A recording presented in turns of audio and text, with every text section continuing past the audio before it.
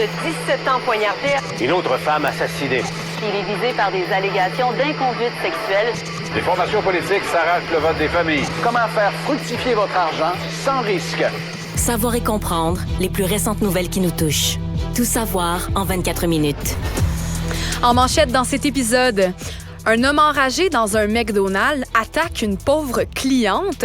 Guerre en Ukraine. Zelensky et Biden se rencontreront au sommet de l'OTAN. Appel à la DPJ, des enfants vivaient dans un appartement moisi à Montréal. Bienvenue à Tout savoir en 24 minutes. Tout savoir en 24 minutes. Tout savoir en 24 minutes. Bonjour Jean-François. Salut Cybèle. Alors, je débute ce 24 minutes avec une histoire. L'histoire d'un Montréalais qui était enragé, Jean-François, de ne pas avoir reçu de sauce dans sa commande au McDonald's. Et donc, il a agressé une femme et l'a sauvagement battue. Cet homme est donc déclaré coupable de voies de fait. Il a agressé gratuitement une travailleuse parce qu'elle lui avait demandé, en fait, d'arrêter de crier après des employés du restaurant. La victime, elle a eu une dent cassée, les lèvres enflées et fendues, l'œil enflé, injecté de sang, des douleurs au ventre qui ont duré plusieurs semaines, des ecchymoses aux bras, aux jambes. Bref, vraiment, l'homme l'a battu carrément. Je vous rappelle les faits. L'attaque est survenue le 12 juin 2021, donc il y a un peu plus de 2 ans maintenant, vers 1h du matin, dans un McDonald's du boulevard Newman, dans l'arrondissement de La Salle à Montréal. Donc, un homme et sa sœur étaient en état d'ébriété après une soirée au bar. L'homme en question, Raphaël Levert, début vingtaine, il était passager d'un véhicule avec sa sœur Jade. Et là, ils ont carrément pété une coche, Jean-François, parce que, comme je l'ai dit, il manquait des sauces dans leur commande.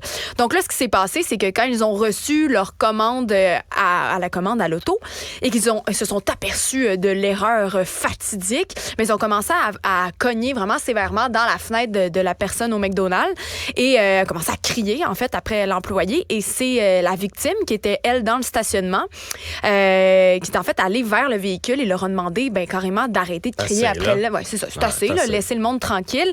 Et là, avant même qu'elle le sache, monsieur Raphaël Levert, qui est son agresseur, était devant sa face en train de lui ruer des coups. Tout de suite, il s'est fâché. Et bref, finalement, c'est un autre monsieur, un bon samaritain, qui est venu séparer monsieur Levert de la victime. Bref, voilà, il a été accusé et il devrait connaître sa sentence dans une date ultérieure. Tout ça pour un manque de sauce, Jean-François. Ça me perturbe énormément. Vraiment? C'est certain que là, il était intoxiqué, mais ces comportements-là, tu sais, des fois, la semaine dernière, on a fait le sujet là, des parents fous qui crient dans les arénas. Tu sais, des fois, tu veux intervenir, puis en même temps, regarde, cette dame-là est intervenue, puis ça s'est retourné contre elle. Voilà. On sait jamais, on dirait, présentement, avec qui on a affaire. Je trouve que la population est tellement sur les dents. La corde raide tout le temps. Pour plein de pas choses. De manœuvre. L'autre fois, là, j'étais sur la route, puis je m'en vais pour me tasser à gauche. Honnêtement, je n'avais pas vu dans mon angle mort l'autre voiture. Puis là, je me fais klaxonner. Je me retasse. J'ai pas plus envie d'avoir un accident là, que l'autre personne. Puis là, j'avoue que cette personne-là a été surprise. Là, elle passe à côté de moi, les baguettes je dis, c'est beau. Je le sais, je t'avais pas vu. Il n'est rien arrivé. Quand même que tu m'en parles, pour le 5 prochains kilomètres en restant à côté de moi et en me faisant toutes sortes de doigts, puis ça changera rien, là, c'est arrivé. Aux lumières, les gens klaxonnent vite, on est rendu vraiment enragé, je vais le dire comme ça. Puis d'ailleurs, il y a un film qui s'appelle Enragé avec Russell Crowe. Puis tu sais, si des fois ça vous tente de vous pogner avec quelqu'un sur la route, là, tu sais, la rage au volant, on arrête ça. Moi, des fois, je disais à ma blonde qui était un peu prime, je dis, arrête! Pour vrai, arrête, ça te donne rien. Puis à un moment donné, ça va se retourner contre toi. Tu sais plus à qui tu as affaire. Puis dans le film, c'est exactement ça. La pauvre petite madame avec son fils se fait prendre par un gars qui fait « Ah ouais, hein? Check bien la mauvaise journée que tu vas avoir. Il est enragé noir. » Et là, ça va très, très loin. Mais bref, tu sais, on se calme un peu. Il n'y a personne qui fait ça pour mal faire dans la vie. Donc, j'espère que cet homme-là va servir d'exemple à plusieurs. Alors, on se rappelle d'un campement de sans-abri qui est installé sous l'autoroute Ville-Marie. Eh bien, comme prévu, le ministère des Transports du Québec a procédé ce matin, mardi, au démantèlement du campement qui est installé depuis une dizaine d'années maintenant sous l'autoroute Ville-Marie, près du centre-ville de Montréal. Alors, le ministère des Transports affirme que l'éviction des campeurs était nécessaire pour lui permettre d'entreprendre des travaux sur la structure du viaduc. Bon, même si, évidemment, ce n'est pas une surprise pour les habitants parce qu'on les avait avertis bien d'avance que cela arriverait, eh bien, les témoignages fusent quand même et les gens se sont désolés de voir leur maison, qui date pour certains de plus d'une décennie, une maison qui va disparaître complètement. En fait, qui est disparue au moment où on se parle, Jean-François? Il y a aussi la colère qui est présente pour certains d'entre eux. Il y a des vidéos qui circulent de comment ça se passait ce matin. Et en fait, on voit les camions, les tracteurs qui sont venus enlever tous les objets qui étaient présents, des objets qui ont été ensuite jetés dans des conteneurs. Alors, plusieurs crient à l'injustice. Il y a des résidents qui disent qu'ils ont réussi à garder leurs effets, même à les entreposer dans des conteneurs qui ont été mis à la disposition des campeurs par le ministère, mais d'autres n'ont pas eu la chance ou le temps peut-être de les installer. Alors, ils sont bien déçus, sont fâchés même de voir leur maison disparaître. Il y a plusieurs organismes qui sont sortis aussi et qui parlent des solutions qui ont été trouvées pour relocaliser 7 des campeurs qui étaient là. Mais il y a toujours une dizaine d'autres qui attendent de trouver un appartement. Il y a plusieurs personnes aussi, il faut dire, qui ont refusé l'aide pour trouver un logement. Il y avait déjà des gens qui avaient quitté les lieux pour s'installer ailleurs, dans leur propre tente, dans des boisés, dans d'autres terrains vagues ou des édifices abandonnés dans les secteurs avoisinants. Mais quand même, les organismes mettent en garde la Ville de Montréal et le MTQ. Et ils expliquent en fait que en faisant ça, en refoulant les gens toujours hors du campement, déjà, on les met en danger parce que on les force à devenir invisibles, même à se retrouver seuls. Et les organismes vont avoir encore plus de difficultés à se rendre vers ces personnes-là, à leur apporter de l'aide. Alors, est-ce qu'on ne déplace pas le problème ailleurs? C'est ce que les organismes posent comme question. Alors, comme je le disais, ça s'est passé ce matin. À 9h, les camions étaient là et eh bien, ils étaient en train de nettoyer l'endroit. Il y a eu même une petite manifestation qui était là avec les différentes personnes en situation d'itinérance qui criaient non aux évictions. Bref, le ministère, il faut quand même rappeler, comme je l'ai dit, qu'ils étaient avertis, ces gens qui vivaient sous le viaduc. Le ministère avait accepté, en fait, au départ, de les laisser passer l'hiver sur les lieux. En mars, ils avaient renouvelé l'avis d'éviction, mais finalement, on leur avait laissé jusqu'au 15 juillet pour partir. Alors, tout de même, le MTQ, on peut dire qu'ils leur ont laissé du temps, ils les ont écoutés et ont essayé de les accommoder le plus possible, mais finalement, c'est arrivé ce mardi matin. C'est malheureux parce qu'on se demande où vont aller ces gens en pleine période de crise du logement, comme on en parle régulièrement ici à Cube Radio. Eh bien, on se demande qu'est-ce qui va être fait pour les aider et surtout, on sait qu'il y a de plus en plus de gens qui se retrouvent à la rue, que ça fait pas 10 ans qu'ils sont là et qui vont peut-être eux-mêmes se trouver des logements, se trouver des tentes, se trouver des terrains vacants pour être capables de se trouver un logis. Alors, bref, c'est triste, mais c'était quelque chose qui était inévitable malheureusement. Le Monde. Le président ukrainien dénonce l'indécision et la faiblesse de l'OTAN. En fait, il critique le manque de décision carrément. Volodymyr Zelensky exprime sa déception quant à l'indécision de l'Alliance à établir un calendrier précis pour l'adhésion de l'Ukraine à l'OTAN. En fait, M. Zelensky voudrait que ça se passe beaucoup plus rapidement et qu'il y ait des mesures concrètes qui soient mises en place. Les hésitations des 31 États membres de l'OTAN encourage, selon lui, la terreur russe contre l'Ukraine. Et M. Zelensky dit que cette indécision est carrément une faiblesse. C'est ce qu'il disait plus tôt aujourd'hui sur son fil Twitter. Eh bien, c'est des déclarations qui sont faites au moment même où il est en route pour la Lituanie pour participer au sommet de l'Alliance de l'OTAN, dont on parle énormément cette semaine. M. Zelensky va rencontrer Joe Biden, président américain, qui est aussi sur place présentement. Il devrait se rencontrer demain, mercredi. Il faut rappeler, Jean-François, que la Russie met la pression énormément. Elle a déjà mis en garde l'OTAN sur les conséquences, entre guillemets, très négatives pour la sécurité si jamais l'Ukraine devait adhérer à l'OTAN. Et c'est surtout une chose sur laquelle tous les pays membres s'entendent. C'est que si l'Ukraine adhère à l'OTAN, ce ne sera pas fait durant la guerre présentement. Pourquoi?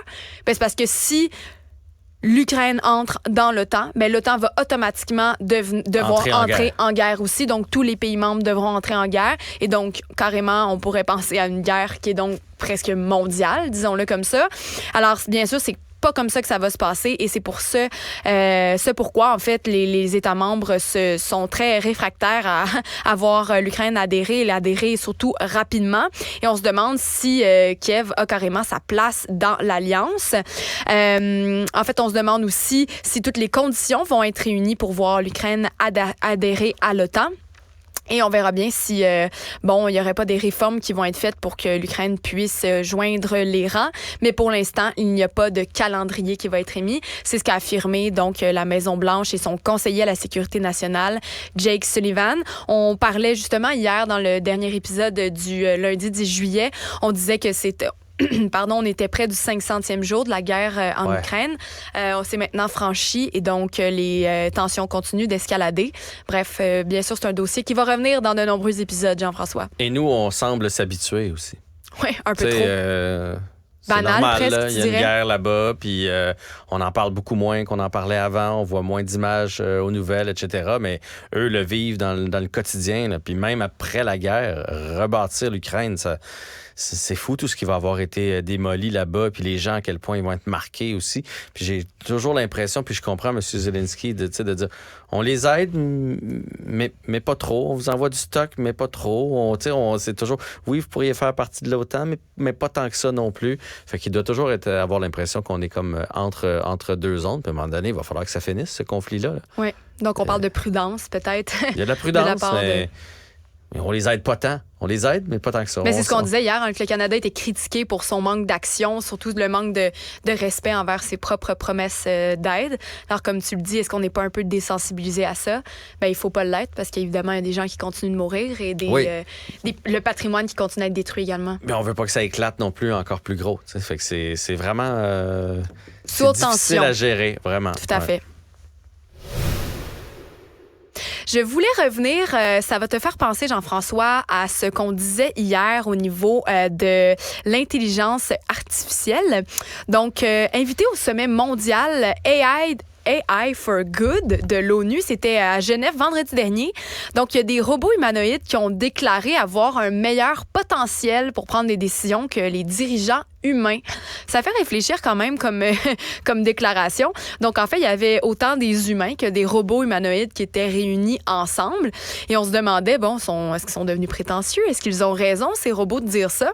Donc, ces intelligences artificielles étaient conviées en même temps que 3000 experts dans le domaine pour débattre sur le monde actuel et le monde de demain. Et donc, lors d'une conférence de presse, les intelligences artificielles, les robots, en fait, ont été interrogés sur leur capacité à diriger le monde, d'où le titre que je vous mentionnais au début.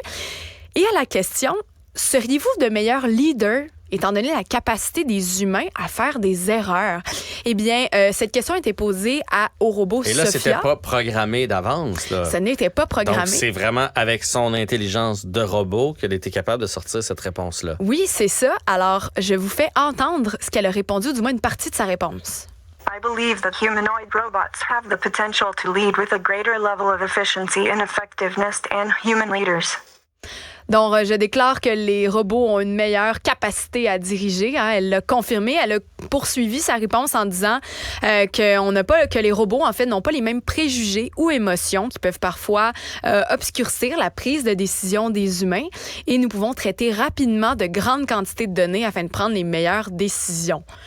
Dit comme ça, c'est presque vendeur, mais quand même. Oui. Moi, j'ai une petite crainte en entendant ça. Mais ça fait un peu film de science-fiction aussi, là, les robots qui prennent le contrôle de la planète.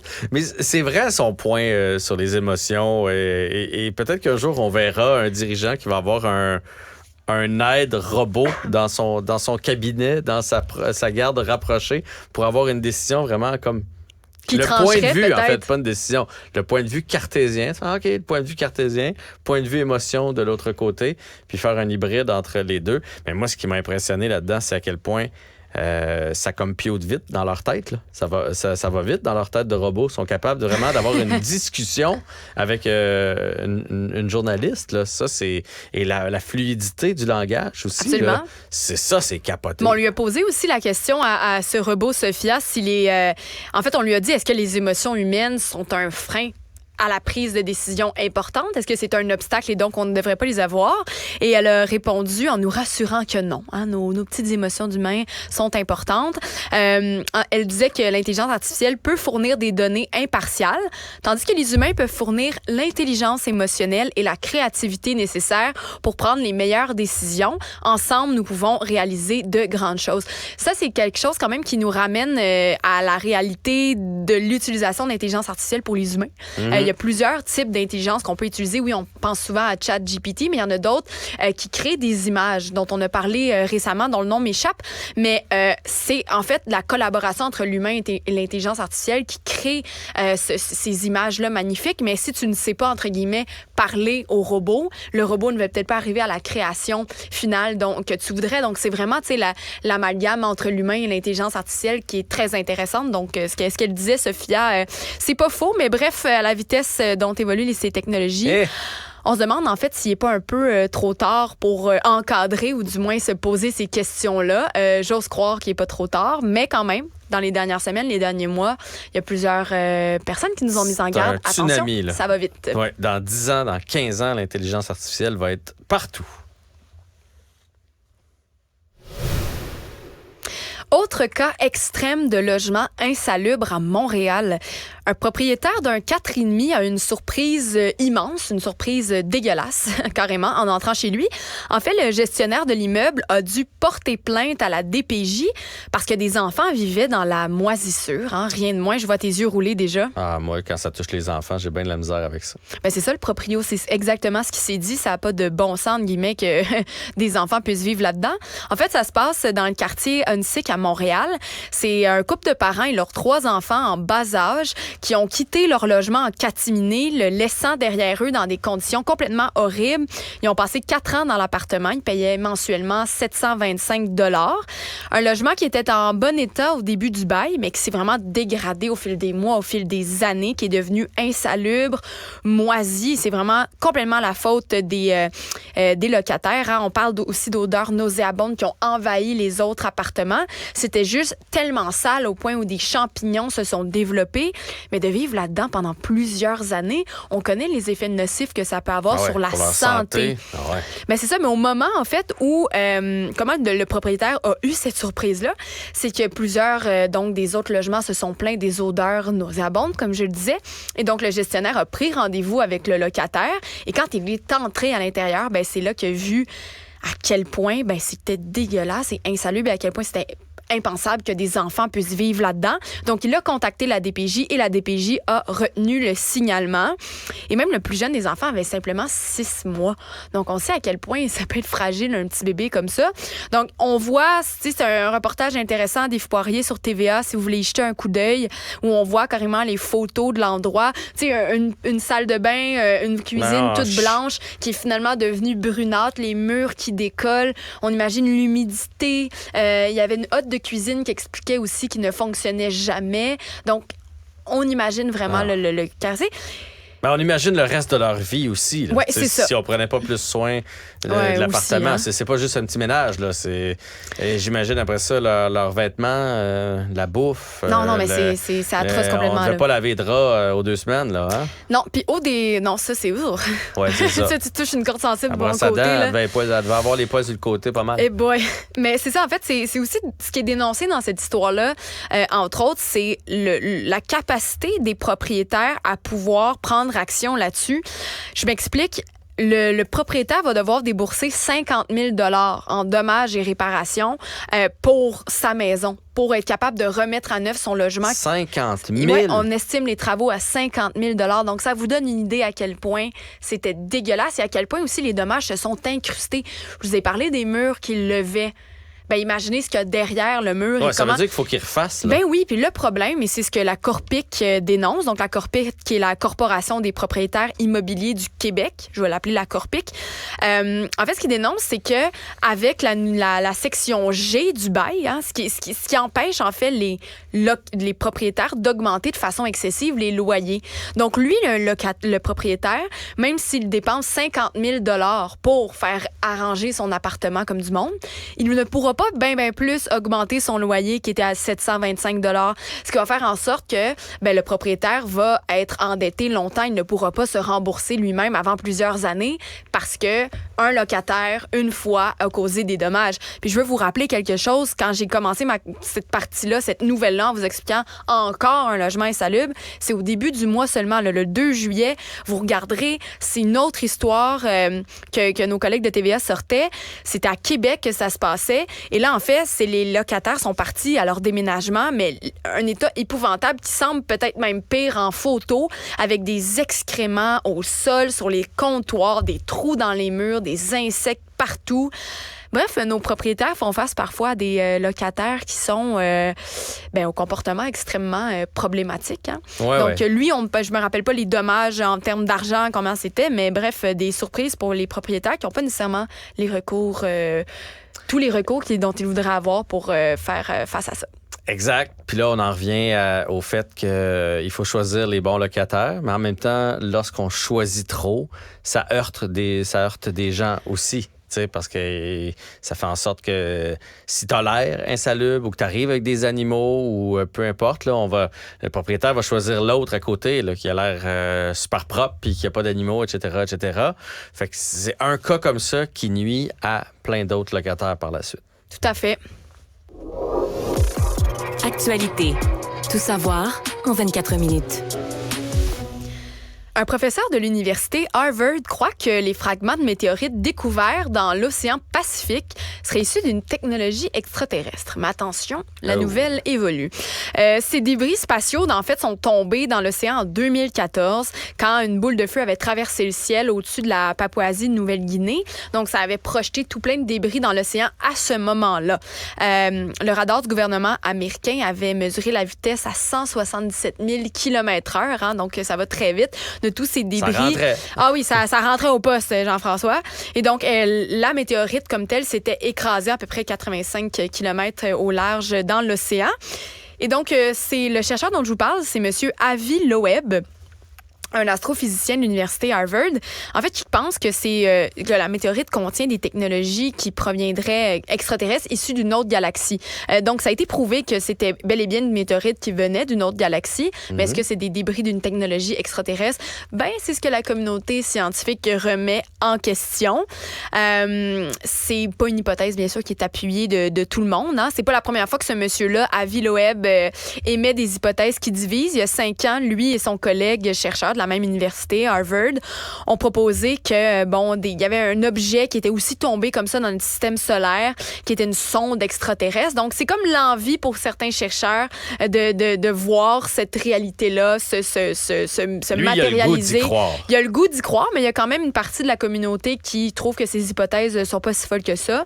Une autre partie qui croit plutôt que ce n'est pas ça, en fait, et qu'il ne faut pas avancer les hypothèses trop vite. Une des raisons qui le font croire à ce monsieur que c'est extraterrestre, en fait, c'est parce que les débris qui ont été récupérés sont constitués de fer, de magnésium, de titane, mais le fait qu'il n'y ait presque pas de nickel, ce serait peut-être une explication qui montrerait, en fait, que d'habitude, dans les météorites, il y en a énormément, et là, il n'y en aurait presque pas. Donc, c'est ce qui pourrait lui faire penser que ça viendrait d'une technologie plus puissante, juste une anormalité, en fait, dans cette météorite-là. Bien sûr, il y a d'autres faits qui sont mentionnés là, dans ces études, mais pour l'instant, c'est un peu ce qu'il nous dit, donc pas très convaincant pour une majorité des scientifiques. Mais voilà, fait que c'est quelque chose quand même qu'on va suivre parce que on sait pas qu'est-ce qu'on pourrait trouver. Il y a de plus en plus de découvertes qui sont faites comme ça, où on s'approche de plus en plus du firmament puis de l'infinité de l'espace. Alors, qui sait, on pourra suivre cet homme. Mais comme je le disais, c'est bel et bien vrai que cette météorite qui est tombée il y a des années venait d'une autre galaxie. Par contre, Par contre, en fait, la météorite, c'est très difficile de savoir si les débris viennent de cette météorite-là en particulier, parce qu'il y en a eu, des Est-ce qu'elle les a ramassés en chemin, les débris? Ben c'est ça, ça fait tellement d'années avec les courants océaniques et tout ça. Alors voilà, à suivre cette petite histoire de météorite.